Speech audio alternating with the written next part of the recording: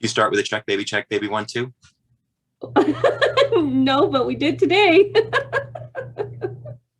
All right. Afternoon, everybody. I'd like to introduce you to Robert Patraw. I'm going to say it wrong again, and we just went through this. Patraw. Goodness, I butchered it. I'm so sorry. Robert comes with 25 years of experience from Micron, and he's got quite a storied career. So we're super excited to have him here today and thank him for this time. Go ahead and take it away. Happy Tuesday. So I want to do a level set for expectations. I apologize to all the vegetarians for this picture, but if this is what you're used to from a speaker capability, this is what you're going to get with me. So I want to cover speaking lessons learned as well. I've done a fair amount of speaking, taught classes, presentations, you name it, during my time at Micron. And I tend to get a little bit excited. And there's been instances where I've taught a class or given a presentation and I turn around and this is effectively what everybody looks like. So I'm aware. So if there are instances where I tend to get a little bit fast, just know that I'm constantly checking myself and will come back, reel myself in. So I want to start off with, it's called a life on a slide. We do these at Micron when the audience doesn't really know the speaker. What it does is it humanizes the speaker, and that way through the rest of the presentation, you guys, maybe you guys will know me a little bit better. So this next slide is an attempt at being human. So I graduated from Boise State. This is us getting ready for a game. And I'm married. I've got a wife. Her name is Amy, and this is my daughter, Aubrey. Micron has given me the chance to travel a lot, and I've been in some pretty cool positions to jump on these opportunities. I'll go into those on a few of my slides, but I've had the opportunity to go to Australia for a joint venture called Transform Solar, 2.5-year expat in Japan. I spent 4 months in Taichung, Taiwan. After Australia, we brought the technology back to Boise. This is my Transform Solar team. I do want to call out that I've got 9 people here, 4 of which are female. All 4 are exceptionally strong engineers. And I can tell you that when I started this industry in 96, maybe 1 in 25 were female. And just how we've evolved, just the number of, just the diversity during this amount of time, it is truly benefiting the industry and just technology development itself. That there's so much perspective courtesy of that diversity. So I was very proud of this team. And then just hobbies. I like to scuba dive. This is us in Bora Bora. And then I tested into 4th degree black belt in Shaolin Kung Fu in 2018. This is our Grandmaster Sin Quante. And then this is just a funny shot from Singapore. I'm sure maybe some of you heard that in a lot of the Asian countries, karaoke is very popular. And sure enough, they brought me to a karaoke spot. And yes, there's alcohol in there. But so this is my life on a slide. So let's go into my background, nearly 25 years at Micron. So I graduated Bora High in 1994 and started working at Micron in May of 96. Now I want to pause on the Bora. What happened, I didn't have a career path. Many of my fellow classmates, they were going into college with set game plans. They knew what they wanted to do. They knew what they wanted their majors to be, or maybe they wanted to go in the military, or you name it. They had a path. I didn't have a path. So I left high school with an appreciation and enjoyment of technology, and that was about it. So as opposed to just sitting around, I decided I wanted to go seek inspiration. So I enrolled at Boise State.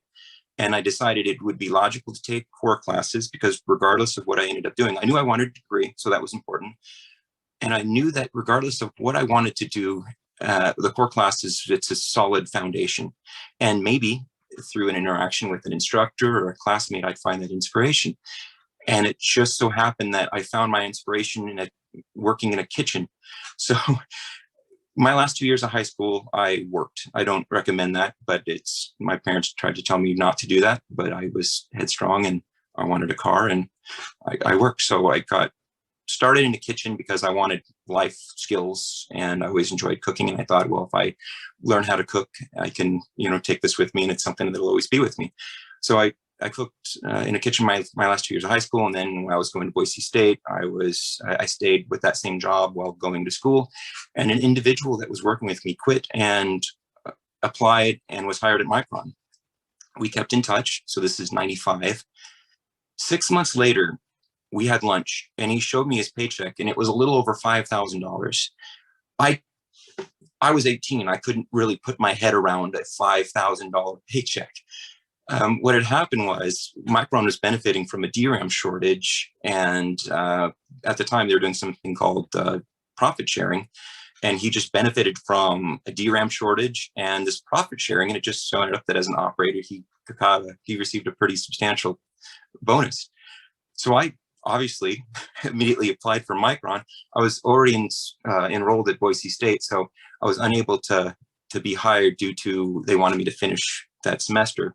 So I reapplied in the spring and was hired in May of '96. So that's kind of my path to Micron. And again, it aligned with my interest in technology. So I didn't figure I was settling just because my friend had received a rather nice paycheck. So I just saw it as an opportunity. And then, as luck may have it, DRAM came back to normal. We actually went into a bit of a downturn in '96, so I never got to see those at my early days at Micron. So I started in something called photo. So the way semiconductor devices are created, it's called the fabrication process. It's, you start at bare silicon, and then you build up through patterning, through etches, you deposit, you remove, and then you have these patterns. And at the end of the day, you've got a nice circuit. So I was in photo, which means that I was involved with printing the pattern on the wafers. And while I was in photo, I befriended an individual who was a process integration technician. Now, process integration resonated with me because there's process integration engineers who effectively own that process. That process that I just talked about where you're fabricating and building something.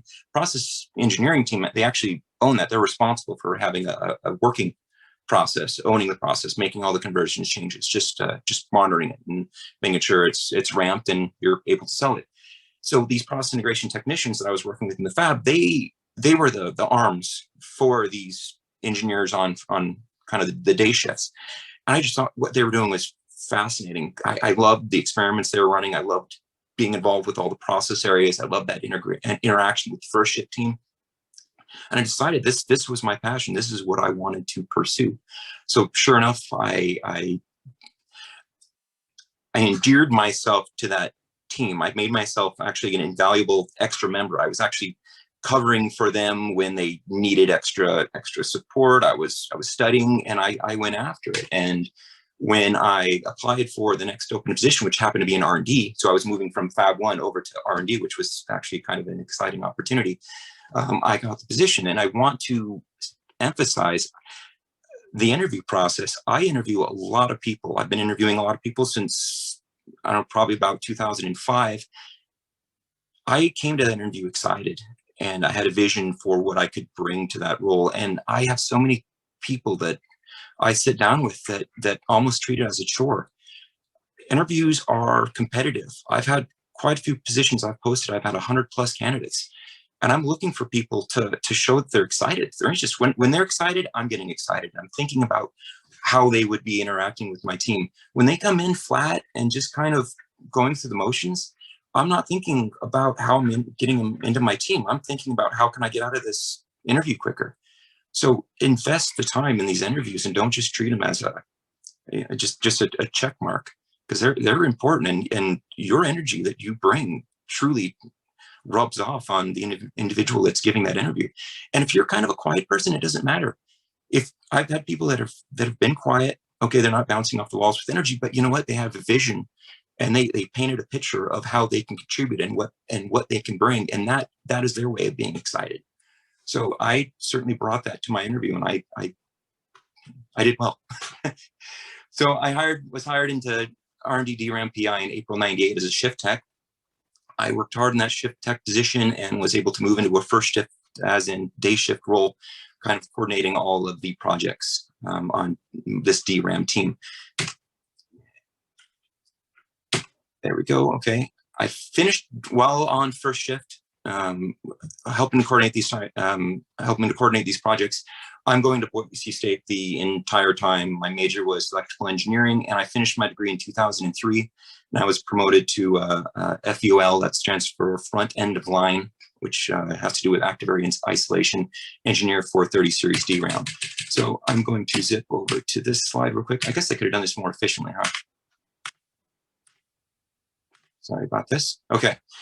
So this is what Activarian Isolation looks like. And I can show this because this is old technology, but this was cutting edge when I was working on it. So this is silicon, and you've effectively cut grooves into the silicon. This acts as your isolation. You're going to fill this up with some kind of fill, whether it's generally going to be kind of an oxide-based fill. And what you need to do is this cross-section, this is the side view. If you look at the top downs here, we call these active areas. So the silicon, it's a semiconductor, meaning it can be doped. So it goes, you know, conductor, insulator. So each one of these has 2 bits. So you have a bit here, bit here, bit here, bit here. So 4, 8, 12. So this pitch right here represents 8 bits. And what you're going to do is you're going to have transistors that move, kind of go along this line, and these act as your gates. And then you're going to put capacitors on top of each of these ends. And what those capacitors do is they actually hold that charge. And if you sense it through a sense app, and if it sees a charge in there, it's a 1. If it does not, it's a 0. And that's all there is to it. But my job is to make sure these are isolated. That's why it's called the isolation. I can't have these touching. I can't have a leak here. These have to be a certain size so that I can actually drop contacts and build my transistors here. I have to dope these correctly so I can have the proper junctions. This is exciting to work on. And then as a process integration engineer, I would then hand this off to the next process engineer down the line, who would then take care of fabricating those transistors on top of it. So that's kind of a look at what I was doing when I was a DRAM engineer. Okay. So while this is happening, Micron became global. What we did was we purchased Texas Instruments semiconductor. So Texas Instruments still out there, but they sold off their entire semiconductor. I don't know how you describe it, just their semiconductor portion of their company. So that's when we became global. And with that, we got Avezzano, Italy, we got Nishiwaki, Japan, we got Singapore. And now all of a sudden Micron is global. We're no longer just operating specifically out of Boise, Idaho. So we needed to start thinking about how are we going to move our technology to these other sites so they can start manufacturing it in something called HVM, which is high volume manufacturing. So they created a technology deployment team, and I had an opportunity to move into that role. I owned my front end line, and I owned 2 things called metrology and RDA. So this is my first introduction to metrology as a real invested individual, because that's what I'm currently doing. Is I'm a section manager for metrology and technology development. So this is my first opportunity to travel to Singapore, to Japan, and just get an opportunity to work with these other team members across the world. It was quite exciting. So after this, I took a position with on a JDP called Transform Solar with Origin Energy. That's why I had an opportunity to travel to Australia. And then when that Transform Solar JDP finished, I came back to R&D as an operations lead for metrology. And then we bought Elpida, which was a competitor based out of Japan. And when we bought Elpida, we needed to introduce Micron methodologies, Western culture, and our technology to that team. So I had the most excellent opportunity to be part of that day 1 team, and it was a 2.5 year. We call them expats, and I got to move and live in Hiroshima with my family and work with that team. And then I supported technology transfers, helped to build a metro organization, and then I returned to R&D in 2016 and accepted a position as metrology section manager.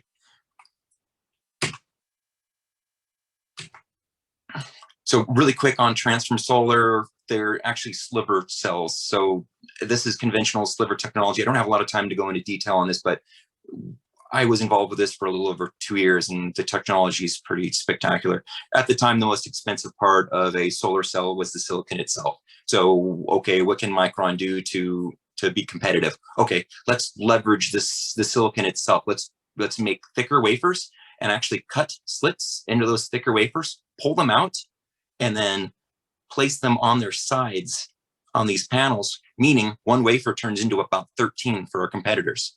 And what we do is we separate these slivers using something called potassium hydroxide, which is one of the world's strongest bases. And you end up getting 100 micron gaps and 50 microns. So this distance here is 50 micron slivers. And I include this picture as well because this is a silver contact that's on both ends of the sliver. And I just think it's a pretty cool picture. But this was a lot of fun. Silicon prices came down aggressively. And what happened was China decided they wanted to own the the solar industry and kind of dumped gigawatts of panels on the world and put most kind of startups like this out of business, unfortunately. Okay, what is my job role? I'm responsible for 43 people, and I want to highlight this picture up here in the right-hand corner. You are going to experience both of these kind of bosses, the ones that sit up here and just bark orders and the ones that actually get down here and lead. I've been around long enough to tell you that you want to be, and there's a lot of future leaders on this call as well. This is how you get things done. This is how you inspire your team. This is how you motivate your team. This is how you meet your deliverables. This is for the lazy individual that just likes to kind of have that power trip. And I'm sure everybody knows, has family, friends who's come home and has been frustrated by a boss. So I am very aware of the fact that I can effectively impact the quality of life that my team member is bringing home with them, the temperament, the energy. And my goal is to bring that team member to bring home positive energy on a daily basis. So you tend to do it with this kind of approach to leadership. Just get in front, be transparent with expectations, set them up for success, empower them. It's a fine line. So it's just always be conscious and just say, okay, what kind of a leader am I being? So I've enjoyed being in leadership, and my team that I have right now is pretty spectacular. They all have at least a 2-year degree. Most have 4. I'm responsible for all of our metrology equipment, 75 tools. These range from, I don't know, a couple 100,000 to, let me see, about 15 million. X-rays, AFM, which is atomic force microscopy, which is basically this little tip that's on a cantilever, actually follows along a pattern and effectively shows you a trace for shape. Ellipsometry, SEM, which is scanning electron microscope, mass, shape, and a lot of others. My group aids into the technology cycles of learning. A couple cool numbers for you. At present, we're measuring about 110,000 wafers a week, which means about 8 million discrete measurement sites per week. Wafers move through the fab on process travelers, usually greater than 1,000 steps. And metrology is usually about a third of them. So I'm responsible for a lot of this travel. And what's important about metrology is we generally don't yield, meaning we don't make wafers that work, that are alive and we could maybe sell. So people are reliant on metrology to react. So metrology is essentially measurements, right? We're going to tell you what a critical dimension is. We're going to tell you what a thickness is. We're going to tell you what a composition is. So people are very reliant on this for their experiments so that they can react and adjust their experiments and then do rep 2, rep 3, rep 4. And we call these cycles of learning. So metrology is we hold a big stake in the speed with which material cycles and people react and have an opportunity to enjoy those cycles of learning.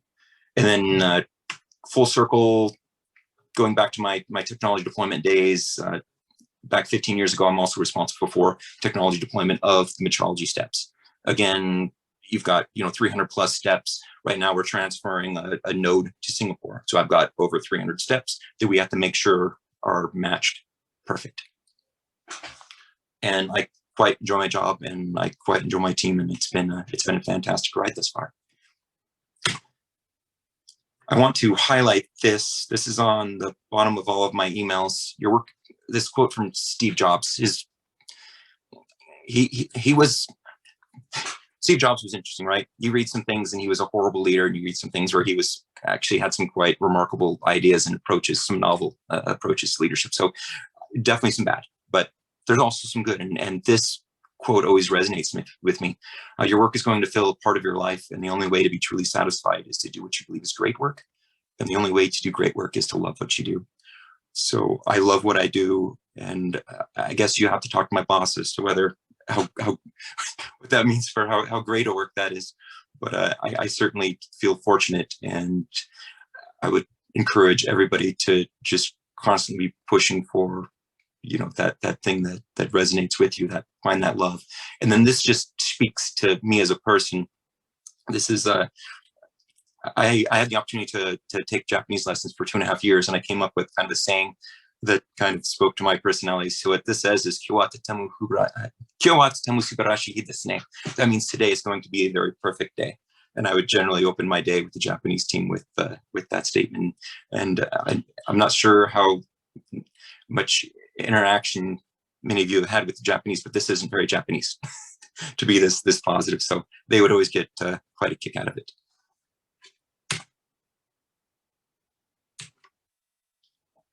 Okay, now a little bit about Micron Technology. By the way, I'm not sure if anybody has checked stock price. We are in a DRAM shortage, 5G consoles, desktops. So that's why you've seen Micron stock do quite well over these last 6 months. So 21.4 billion for our fiscal year 2020 annual revenue, and that is with COVID impacting the second half. So we're expecting to exceed that for this year based on kind of the improving DRAM market dynamics. Fourth largest semiconductor company in the world, 105 out of the Fortune 500. So we're nearing that top 20%. We have 13 manufacturing sites located throughout 18 countries, 40,000 patents. Here's an example of a patent. When I was doing the front-end line isolation, this is a patent that does methods of forming trench isolation. And I've got 9 patents, and I probably could have done a little better, but I was still new to engineering at that role, and I wasn't really sure how to write. I wasn't sure how to build patents that looked at every single option, right? The way they do patents now is they'll do a core patent, and then they'll write a bunch of offshoots trying to look at competitors, getting a hold of it, and maybe finding a loophole around it. So had I been a little smarter, and I would have done more patents speaking to countering loopholes. Micron has been around for 40 years strong, and we have 40,000 plus team members. This is a global view. Our main sites, I want to highlight too that the only site that Micron has actually built is our Lehi site down there in Utah, which we had a joint venture with Intel. It was called IMFT for a very long time. We just got it back about 1.5 years ago. So it's wholly Micron owned again. But we purchased everything, from Taiwan, or I'm sorry, from the whether it's Elpida, whether it's Texas Instruments, whether it is Dominion from Hynix. So we haven't added production. We haven't added capacity. We've just taken an existing capacity and actually micronized it. So we have a very global footprint. What do we make? DRAM, flash, and the main difference between DRAM and flash is one is non-volatile, the other is volatile. What does that mean? Volatile means you have a protected charge. Volatile means you don't. So what that means is when you take away a power supply, all of your ones and zeros dump. So that's why when you're DRAM, when you turn off the computer, everything dumps, and then you turn it back on, everything has to reload. You have to reset all those ones and zeros. With the flash, you trap that charge. So your ones and zeros are trapped. You actually have to blast it with a lot of voltage in order to dislodge that trapped charge, so that you can read it or write it. So when you pull out that SSD drive, it's stuck there. So you don't have to worry about your whatever pictures or whatever you've put on there going away because they're trapped. So this is courtesy of charge trapping. So that's your flash, and that's what your SSD drives are made out of now. So your solid state drives are stacks of flash. And how did we get this cost competitive? We started stacking it. We went vertical. So before, when we were planar, you would have like a 1 gig cell for flash, and obviously you can't really store a lot on on a hard drive computer with 1 gig, you need to get up to 500 gig plus terabyte. And by stacking, we get a lot more bits on there, and that's how you get up towards those terabytes. So that's the direction we've been able to go there. And this is us showing that we are now an industry leader in the NAND field with this new technology. And I won't go into too much detail on this. And it's in everywhere. It's automotive, servers, mobile, storage, graphics, consumer, personal computing, medical, networks, big data, artificial intelligence. There's a great video on YouTube that shows Micron's partnership with the medical industry in cancer treatment. They're using a lot of algorithms and computation to spot treat cancer, as opposed to just blasting the entire body. It's you are calculating, okay, where is this, where does this have the most likely percentage, what's its range, where's its movement potential, and then you do kind of specific targeted hits with the with the chemo. If you were to search YouTube, I'm certain you guys could find some interesting articles on that. And I do want to call out that even though I work at Micron, there's been a lot of demand for some of our DDR6 graphics cards, as well as Micron is in the Xbox Series 1X, the PlayStation 5, and it took me over 3 months to get a PlayStation 5. So we don't get any special treatment on items of that nature, even though our memory's in it. How is memory made? So design, technology development. So we effectively build a blueprint, right? CADs, and then we fabricate it. And that's taking bare silicon, building it up from start to finish. We probe it. That is to tell us whether it works or not. If you want your DRAM to effectively be meeting certain criteria for they're called refresh and all these bins, but essentially we have criteria to make sure the DRAM works.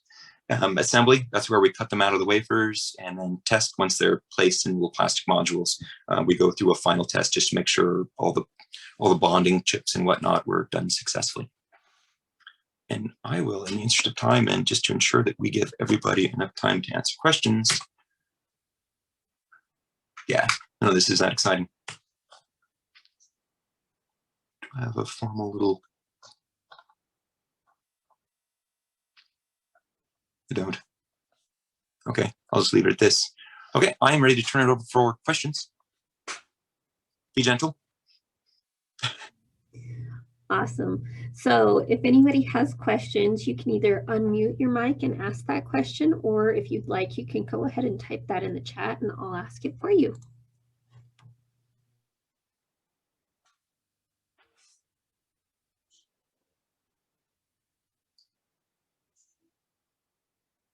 Doubly.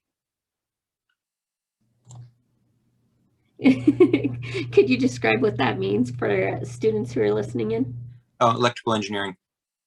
And if you're interested in the technology field, I will tell you that it doesn't really matter whether you're EE, mechanical, chemical.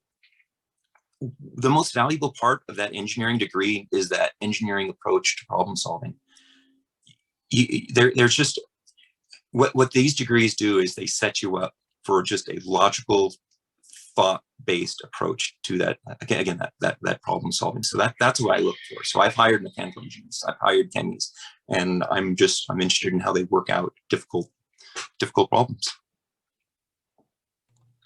Awesome. And then the next question in the chat was, what high school classes do you wish you would have taken?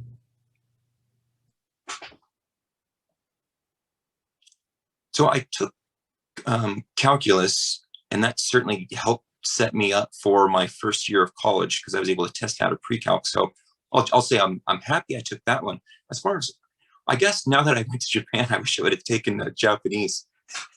I lived in New York for a while, and this is upstate New York, and due to the proximity to Canada and Montreal, I started taking French, and I just kept French. I just kept taking French because I started with French, so I kind of regret keeping French and not branching out. And maybe due to my interest in, all things Japanese, video games, samurai, you name it. I would have taken Japanese, not been intimidated by the fact that there's, three written languages: the hiragana, the katakana, and the kanji. Awesome. Mary Olson asked, what would you suggest to college students to be more employable? So my tips on the interview are very important about being excited and energetic. As far as what gets an employer to look at that resume, the first trick is getting your resume to stand out. And I would encourage you to have some kind of a opening statement that is profound. I mean, not profound as in, something that's crazy, but, something that's going to catch the interest, something that speaks to the job, and something that is specific about you and your ability that is going to make a hiring manager say, that's cool, and that's not generic. Because there are instances where I've had 100 applicants. I had to do a screen through resumes, and I look for things that resonate with me, that tells me that this individual is kind of thinking outside of the box and wants to stand out. So you have to start by wanting to stand out on that resume, and then taking that into that interview process and just coming across as excited and doing that, doing that due diligence to actually understand that job. There's been instances where I will not hire somebody that can't tell me who our CEO is. That's just ridiculous. That tells me that you did no due diligence on caring about Micron. And then you ask about, what are some products we make? If they don't know that, then you're effectively ending the interview at that point. That's some good advice. Sonia Martinez asked, do you recommend students apply while still in college so they can obtain experience while still in school? Several jobs have experience required along with a college degree. So I recommend internships if you're still in school. My experience as a hiring manager is that when I have an open headcount, I need it hired. I need it filled. So I don't have time for you to finish graduating, because I've got a lot of applicants who are pretty qualified and I can get them to start now. So that's something you have to take into consideration. So do the internship. If it's like, let's say you want to come to Micron, you're excited about Micron, get those applications into a Micron internship.